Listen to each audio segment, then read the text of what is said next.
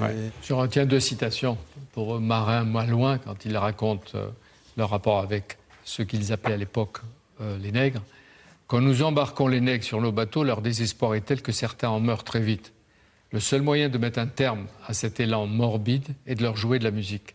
Les capitaines s'assurent donc toujours d'avoir à bord des flûtes, des binious, des tambours.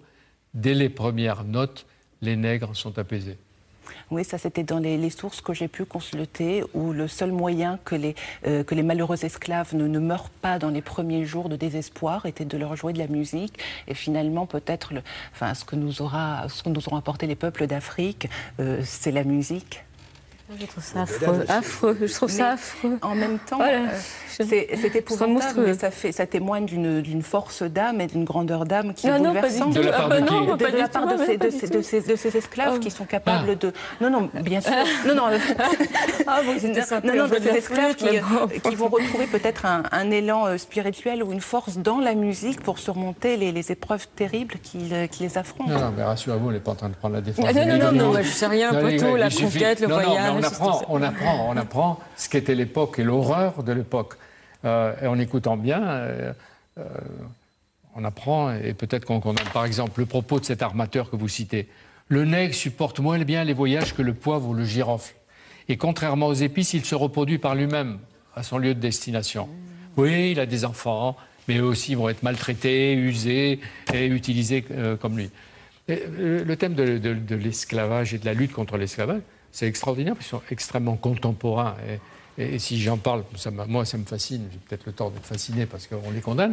Mais est-ce que vous avez vu Lincoln, le film de Spielberg? C'est la bataille de Lincoln pour le 13e amendement et abolir l'esclavage. Est-ce que vous avez vu Django, le film de Tarantino? C'est aussi, à l'envers, le noir qui se venge du négrier. Je veux dire, ils sont dans notre histoire. Mais vous, d'où vient le goût pour de telles expéditions? Simplement que vous êtes, comme Anne-Marie Moreau, de temps en temps, de Saint-Malo? Non, mais je pense que Jeannette Bougrabe comprendra très très bien. J'ai aussi des ancêtres qui viennent d'ailleurs et que c'est à la fois peut-être notre fêlure et notre richesse. Et à travers mes romans, je m'intéresse toujours aux rencontres entre les peuples. Oui.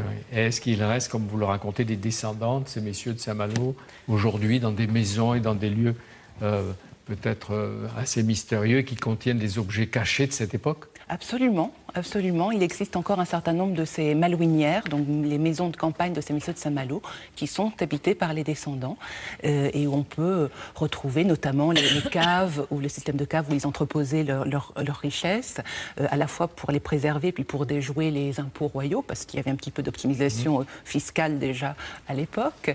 Et puis ces maisons qui sont absolument superbes dans toute la campagne malouine. Est-ce que ça inspire, monsieur